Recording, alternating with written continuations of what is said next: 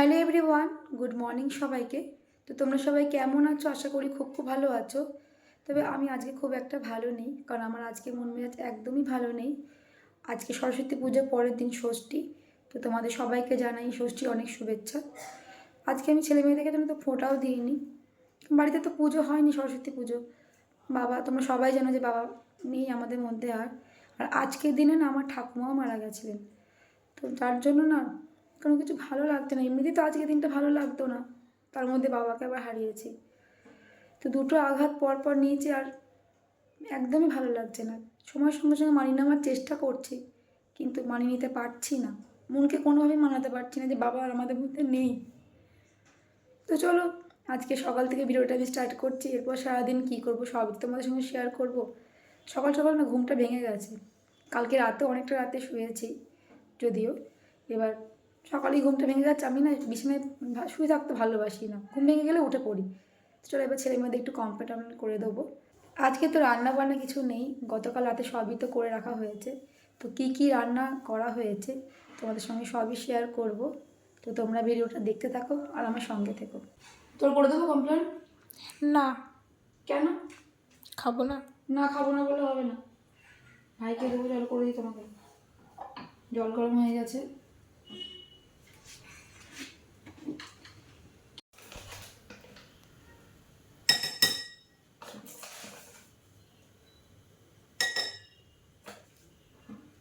ভাই সকালে উঠে কি খেয়েছে জানিস? মালপোয়া। সকালে উঠে কালকে মানে মালপোয়া নিয়ে আসা হয়েছিল, সে মালপোয়া খেয়ে নিয়েছে। ব্রাশও করেনি, আগেই মালপোয়া খেয়ে নিয়েছে। বলবো ওকে। চল কমপ্লেনটা আগে দিয়ে আসি। খারাপ হয়ে গেছে। ধর কমপ্লেনটা, ধরো ধরো। তুই বসে গেম খেলছিস? ফোনটা রাখ, বিছানা থেকে বেরো। ধর ফোনটা রাখো। না, সবাই কিন্তু দেখতে পাচ্ছে, আমি তো ভিডিও করছি তোকে। আজকে তো ষষ্ঠী, সরস্বতী পূজার পরের দিন। তো গতকাল রাতে সব রান্না বান্না মা করে রেখে দিয়েছে। তো কি কি রান্না করে রেখে দিয়েছে তো চলো তোমাদের সঙ্গে সেটা শেয়ার করবো। এদিকে নিয়ে গুঞ্জা, ওটা পরে দেখাচ্ছে। ওদিকে তো ভাত আছে, এদিকে আছে কলাই সেদ্ধ, এদিকে আছে মানে মাখা মাখা করে শুকনো শুকনো পোস্ত, এদিকে আছে বেসনের বড়া। এটা আমার ছেলেদের জন্য, মানে ছেলে মেয়েদের জন্য ঝাল ছাড়া। আর এদিকে একটুখানি, এটা বাটি পোস্ত বলে, বাটি পোস্ত করে রেখে দিয়েছে মা। আর এদিকে আছে বেসনের বড়া, এটা আমাদের জন্য, সবার জন্য। আর ওদিকে তো ভাত আছে, ভাতটা হাত দিচ্ছি না আমি। তো এই রান্না করে দিয়েছে, সঙ্গে আছে ছাতু আর চানাচুর, যদি মানে কেউ নেয় তো নেবে। তো এই হলো আজকে দুপুরে আমাদের মেনু। গুঞ্জা, মুড়িটা আমি খাওয়ার জন্য দিচ্ছি, একটা একটা করে টুকটুক করে মুড়ি খায়। আমি খাই। শিবম, আজকে ব্রেকফাস্টে কী কী মেনু আছে বল, আগে দেখা সবাইকে বল। মালপোয়া, গুড়ের আগে মিষ্টি, ঠিক আছে তাই বল। গুড়ের রসগোল্লা, আর এই কি হোয়াইট একটা মিষ্টি আছে, আর কলাই সেদ্ধটা বেসনের বড়া, কলাই সেদ্ধ আর মুড়ি। দুলে খেতে নেই। আর তোর কি ব্যাপার? খেয়ে নে আগে। তোকেও কিন্তু সেম দিয়েছি, কলাই সেদ্ধ। ভাইকে আলু দিয়েছি, তুই তো বলি আলু খাবো না, কাঁচা লঙ্কা দিয়েছি। নে খেয়ে নে, খেয়ে নে, খা তুই আগে গুঞ্জা। খাচ্ছি। ভালো লাগছে কিছু শুভম? কলাই সেদ্ধটা টেস্ট করে দেখ। এখন একটু ছাদে দাঁড়িয়ে আছি, মানে ভালো লাগছে না নিচে। যখনই না আমার মন খারাপ করে আমি ছাদে চলে আসি। রাতে হলে আলাদা ব্যাপার, মানে দিনে কিছু হলে না আমি ছাদে চলে, মানে ফাঁকা জায়গায় চলে আসতে ইচ্ছা করে। মানে ঠাকুমাকে আজকের দিনে ভীষণ মিস করি। অনেক বছর হয়তো হয়ে গেছে আমার ঠাকুমা আমাদের মধ্যে আর নেই, কিন্তু আমি আমার ঠাকুমাকে ভীষণ ভালোবাসতাম। ঠাকুমার সঙ্গে আমি সব জায়গায় যেতাম, ঘুমাতাম, সব কিছু। এমনকি জানো, আমার ঠাকুমা আমাকে মিষ্টির দোকানে মানে বাঁধা ধরা ছিল। আমার রোজ যতগুলো করে মিষ্টি খেতে ইচ্ছা করতো ততগুলো করে কিন্তু মিষ্টি আমি খেতাম। আর আমার ঠাকুমা মানে দাদুর পেনশনটা পেতো, আমার দাদু ব্যাংকে চাকরি করতো। সেই পেনশনের টাকাতে মানে মাসে যে বিলটা হতো, পাশে একটা মিষ্টির দোকান আছে বলে দেওয়া থাকতো আমার জন্য।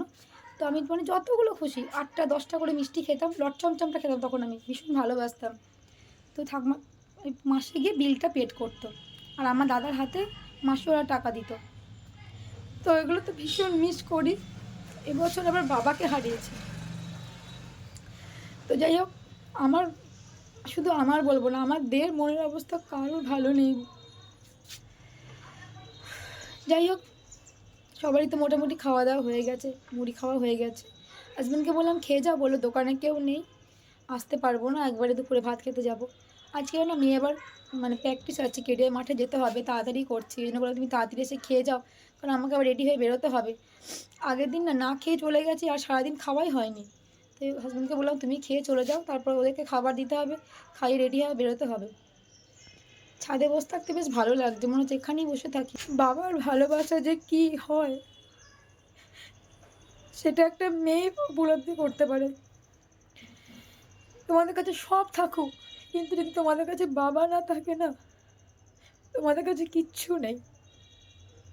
যত দুনিয়ার সুখ তোমাদের কাছে থাকুক, যদি বাবা তোমাদের কাছে না থাকে না, তোমাদের কাছে দুনিয়ার কিচ্ছু নেই। জল না ভাতে নেবো,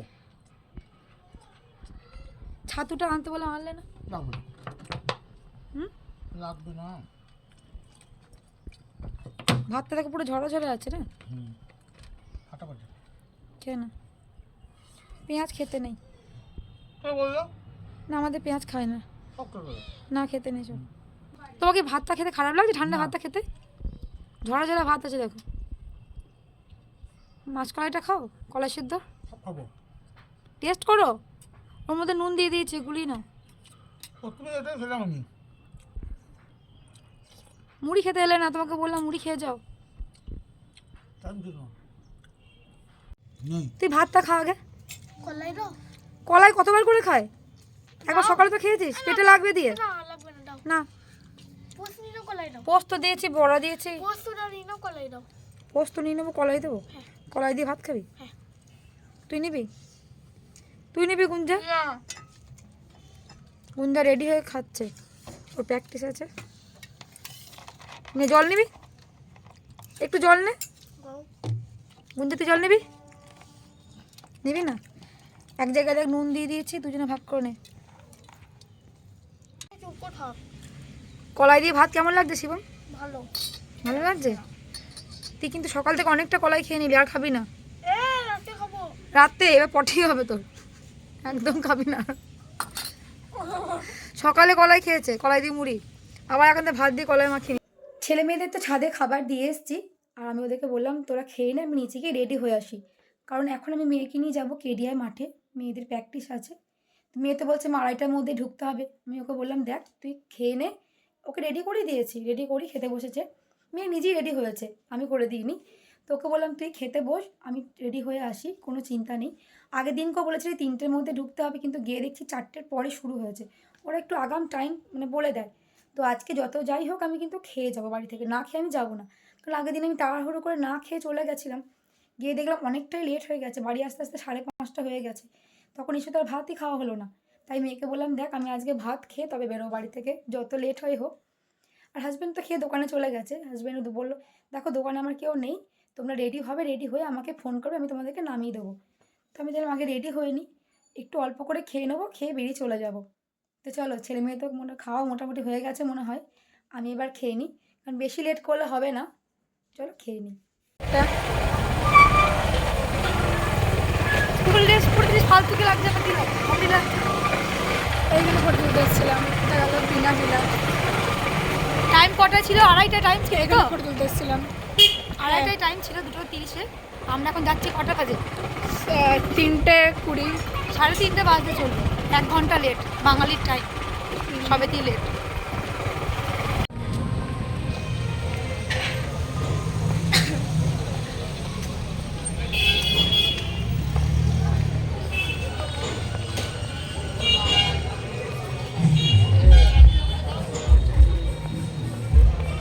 বাড়ি আসার সময় না এই পাউরুটি, কেক, বাটার, বিস্কিট সবই নিয়ে এসেছি, কারণ রাতে আমাদের এটাই খাবার আজকে, পাউরুটি আর মিষ্টি, অন্য কিছু তো খেতে পাবো না।